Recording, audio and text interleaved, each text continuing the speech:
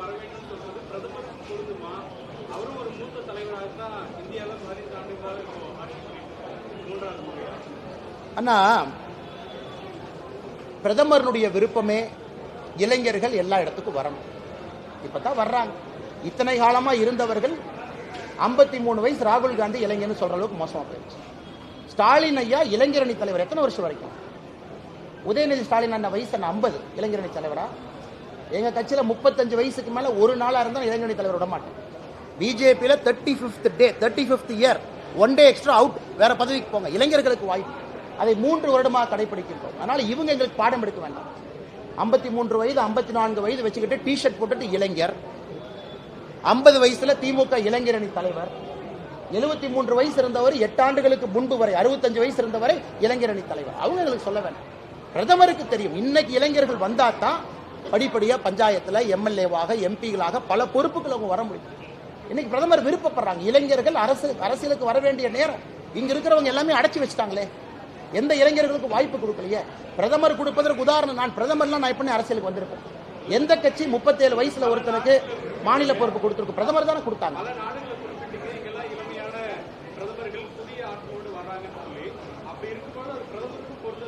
பிரதமர் மக்களால் தேர்ந்தெடுக்கப்பட்டிருக்காங்கல்ல, ஜேவியர் மேலே மக்களால் தேர்ந்தெடுத்தாங்க. பிரதமருக்கு 23 கோடி பேர் ஓட்டு போட்டிருக்காங்க பிரதமராக வர வேண்டும் என்று. அண்ணா நல்லா நான் சொல்றது நல்லா தெரிஞ்சுக்கங்க.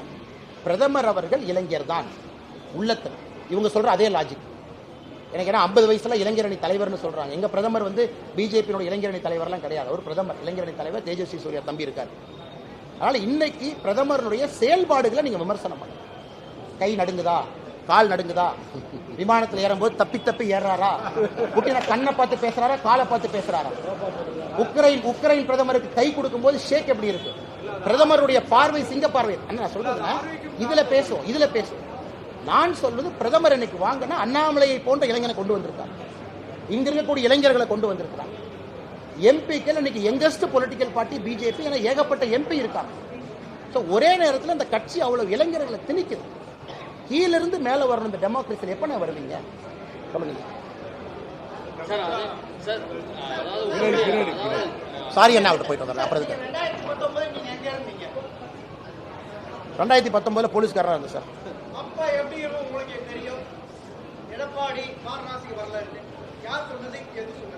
வரும்போது சொல்றோம். எடப்பாடி என்ன வாரணாசிக்கு போனாரா? எடப்பாடி என்ன வாரணாசிக்கு போனாரா? எடப்பாடி என்ன போனாரா?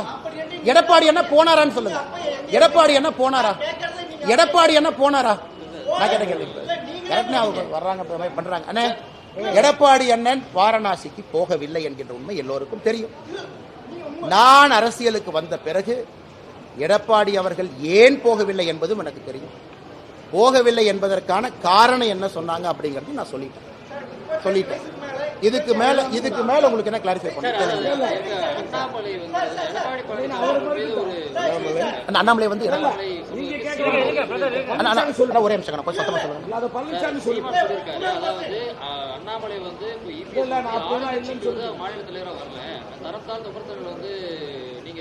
சீமான் அண்ணன் நேற்று சொல்லியிருக்காரு. நீங்க கேக்குறீங்க சீமான் அண்ணன் பத்தி. சீமான் அண்ணன் சொல்ல கருத்தை நான் சொல்றேன். எடப்பாடி ஒரு அடிமை.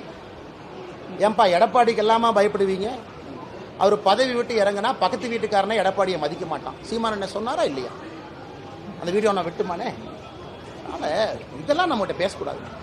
அதனால அறிவுரை சொல்லுங்க, கேட்டுக்கிறோம். எல்லாருக்கும் உரிமை இருக்கு. சீமான் அண்ணன் எனக்கு பிடிக்கும், அதெல்லாம் வேற. சீமான் அண்ணன் இந்த வார்த்தையை சொன்னாரா? எடப்பாடி ஒரு அடிமை. அடிமைக்கெல்லாம்பா பயப்படுவீங்க? 6 மாசத்துல பதவியிலிருந்து எடப்பாடி வெளியே வந்துட்டா பக்கத்து வீட்டுக்காரன் கூட மதிக்க மாட்டான். அது தரம் இல்லை. அது நல்ல தரம் இருக்கக்கூடிய ஒரு சொல். அதனால அது வேண்டாங்கன்னா அப்ப நான் பேச ஆரம்பிச்சு அது வேற மாதிரி ஒரு லைனா போகும். நான் ஏற்கனவே சொன்னேன், அந்த அரசியல் செய்ய நான் விரும்பவில்லை. அவர்கள் சொன்னாங்க கைய காலை பிடிச்சி வந்தேன், உழைக்காம வந்தேன்னு சொன்னாங்க. பதில் கொடுக்க வேண்டியது என் தர்மம். என் சேருக்கு அந்த மரியாதை இருக்கு. பாரதிய ஜனதா கட்சியினுடைய மாநில தலைவருடைய இருக்கைக்கு நான் மரியாதை கொடுக்க வேண்டும். அதற்காக பதில் சொல்லியிருக்கிறேன். ஏன்னா ஒரு கருத்துக்கும் திரும்ப நான் சொல்ல ஆரம்பிச்சு அது எண்டே இல்லாம போயிட்டு இருக்கணும். சாரிங்கண்ணா.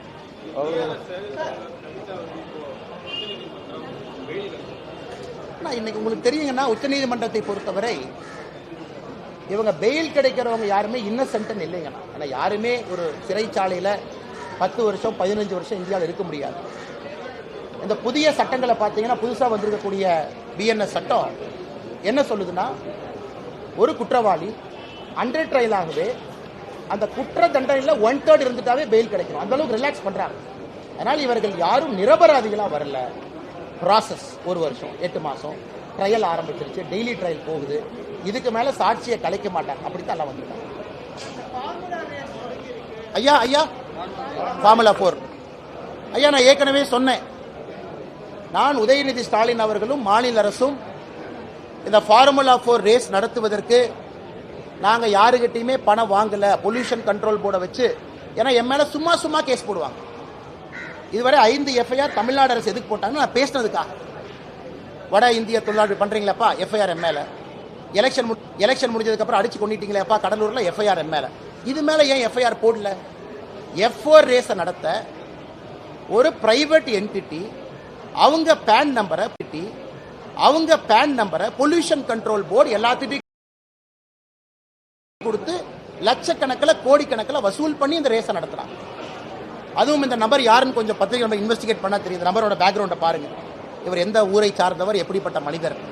அதனால் இப்படித்தானே இந்த ரேஸே நடக்குது. எல்லாருக்கும் கேஸ் போடுறவங்க இல்லையா, கேஸ் போடல, போட்டா தெரியும், நான் ரிலீஸ் பண்ணுவேன் டாக்டர்.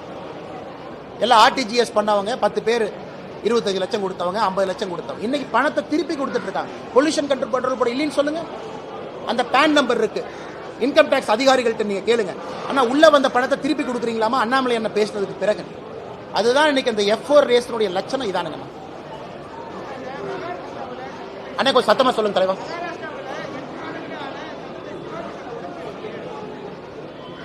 ரொம்ப வருத்தம் அளிக்கக்கூடிய ஒரு விஷயம், குறிப்பா சிந்துகர்க் ஃபோர்ட்.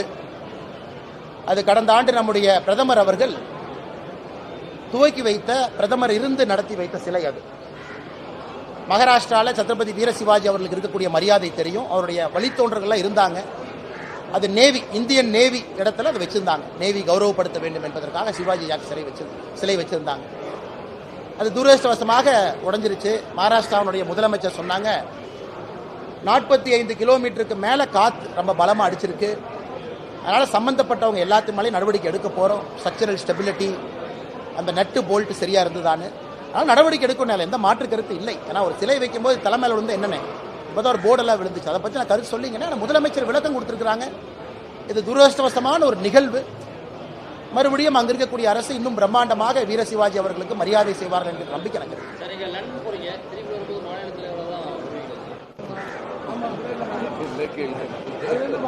அண்ணா, இன்னைக்கு பிஜேபி கட்சியில வந்து மாநில தலைவர் மேனேஜர் கிடையாது, ஒரு தலைவர் என்கின்ற பொறுப்புக்கு நாங்கள் எல்லாருமே இருக்கோம். பேசுறோம், கைடு பண்றோம், ஆலோசனைகளை கேட்கிறோம். அண்ணன் கேபி ராமலிங்க அண்ணன், சக்கரவர்த்தி அண்ணன் இருக்கிறாங்க. அவங்க என்ன சொன்னாலும் கேட்கிற ஆள் தான். என்ன சொன்னா, உதாரணத்துக்கு 2 பேர்த்த நான் சொல்றேன், பக்கத்தில் இருக்கிறவங்க. இதுவரை அவர்கள் சொன்ன கருத்துக்கு எதிராக நான் ஒரு வேலையை செஞ்சது இல்லை, வெளிக்காட்டிக்க வேண்டும் என்கின்ற அவசியம் இல்லை. இன்னைக்கு பாருங்க, பிஜேபியினுடைய சரித்திரத்தில் ஒரு மாநில தலைவர் முதலாக கட்சி 3 மாதம் விடுப்பு கொடுத்து படிக்க ஆரம்பிக்கிறாங்க. எந்த கட்சியிலுமே கிடையாது, பிஜேபியில் கொடுக்குறாங்க, நான் படிச்சுட்டு வரணும் அப்படின்னு. அது இந்த கட்சி படிப்புக்கு கொடுக்கக்கூடிய மரியாதை. அதற்கு முன்னாடி தலைவர்கள் என்னென்ன, எனக்கு முன்னாடி 1008 தலைவர்கள், எனக்கு அப்புறம் 1008 தலைவர். படிப்புக்கு இந்த கட்சி கொடுக்கக்கூடிய மரியாதையை தான் உங்க முன்னாடி நான் வைக்கிறேன். அதனால இந்த தலைவர் இளைவர்லாம் தேவையில்லை. ஐ ஆல்சோ பிலீவ், எங்கிருந்தாலும் கூட செய்கின்ற பணிக்கு அந்த மரியாதை இருக்கும். சேர்ல இருந்து தான் அதை செஞ்சா தான். அண்ணாமலை இந்த சேர்ல உட்கார்ந்து இருக்கனால தான் மரியாதைன்னு அவசியம் இல்லைங்க. கட்சியில தொண்டனா இருந்து வேலை செஞ்சாலும் அந்த மரியாதை கொடுக்கத்தானே போறாங்க. நாங்கள் தொண்டர்கள், பொறுப்பு தலைவர் பொறுப்பு, அவ்வளவுதான். அடிப்படை எல்லாம் தொண்டர்கள். பதவி இருக்கு போல், நான் தான் ஏற்கனவே சொல்லிட்டேன், வெங்காய பதவி. வெங்காயத்தை உரிச்சிங்கன்னா உள்ள ஒன்று இருக்காது. அது மாதிரி தான் தலைவர் பதவி. உரிச்சு பார்த்தீங்கன்னா உள்ள ஒன்று இருக்காது. ஒரு சேர் இருக்கும், ஒரு டேபிள் இருக்கும், ஒரு டேபிள் வெயிட் இருக்கும், ஒரு பென் இருக்கும். அதை நீங்க பிரமாதமா கூட பார்த்துக்கலாம். அந்த மாதிரி நான் பார்க்கலீங்கன்னா. அதனால் எனக்கு சந்தோஷம், இந்த கட்சி அனுமதி கொடுத்து படிக்க வேண்டும் என்கின்ற ஒரு வாதத்தை வைத்து அனுப்புறாங்க. பிரதமர் அவரே அனுப்புறாங்க. அதனால் பெரிய மகிழ்ச்சி, நெகிழ்ச்சி. தலைவர்களும் அந்த பொறுப்பை சுமக்கிறதுக்கு தயாரா இருக்கிறாங்க. அதற்கு நான் நன்றி கடன் பட்டிருக்கிறேன். நன்றி அண்ணா.